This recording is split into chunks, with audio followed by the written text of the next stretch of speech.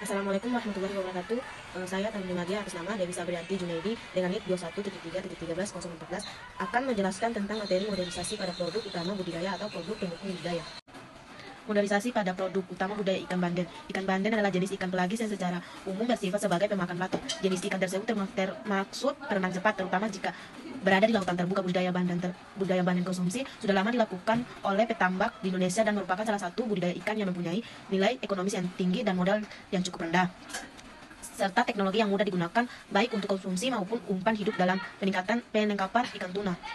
Indonesia mempunyai potensi produk banden yang cukup besar, di mana 1, miliar nener dihasilkan setiap tahun dan tersedia 6 juta lahan potensial untuk budidaya ikan. Menurut Direktur Jenderal Perikanan, tahun 1995 produk banden dan tuna dari tahun 1985 sampai 1992 mengalami peningkatan merata masing-masing 5,90% dan 16,91%. Tahap-tahap modernisasi dan digitalisasi budidaya ikan banden sesuai dengan kemajuan teknologi. 1. Persiapan perbaikan konstruksi ikan banden.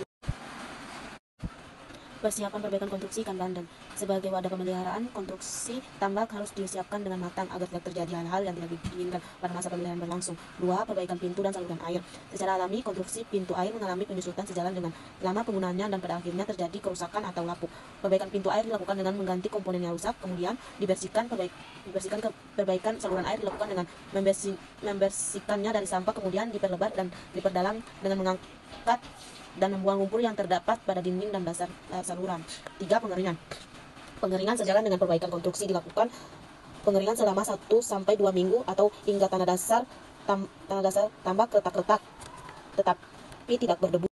4. Pengapuran. Pengapuran bertujuan untuk menaikkan dan menstabilkan pH tanah. Pengapuran dilakukan pada saat tanah benar-benar kering dengan menggunakan kapur pertanian CaCO3 sebanyak 500 kg H. Kapur tersebut tersebar secara merata pada seluruh permukaan tanah dasar tambak. 5. Pemupukan dan pemerataan hama.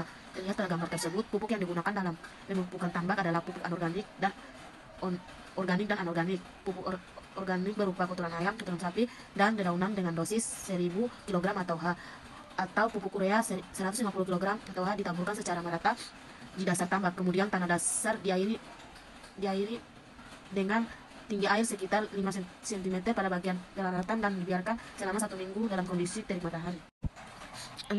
Penebaran nener. Penebaran dilakukan pada pagi hari di mana suhu udara dalam kondisi rendah. Banden yang ditebarkan berkisar antara 3.000 sampai 5.000 ekor H. Sebelum ditebar, terlebih dahulu dilakukan aklimatisasi suhu dan salinitas air tambak dengan cara menempatkan nener dalam satu wadah, kemudian air tambak dimasukkan sedikit demi sedikit, kemudian wadah tersebut sehingga suhu dan salinitas air dan wadah menjadi sama dengan kondisi air tambak setelah nener dapat ditebarkan secara hati-hati agar tidak mengalami stres dan kematian.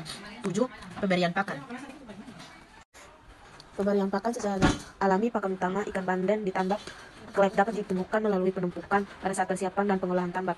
Untuk memacu pertumbuhan ikan banden dapat diberikan pakan tambahan berupa pakan pelet, khususnya ikan banden sebanyak 5-10% berat badan per hari. Pakan tambahan tersebut pertama kali diberikan pada ikan telah mencapai umur 15 hari. 8. Pengelolaan kualitas air. Selama masa pemeliharaan berlangsung, pengamatan kondisi tambak dilakukan terus-menerus untuk menjaga memprediksi kualitas air. Nilai parameter kualitas yang baik untuk ikan banden adalah salinitas 15-30 ppt, suhu 27-31 OCH sampai pH 7,5-8,58, kecerahan 20-30 cm dan DO 3 ppm.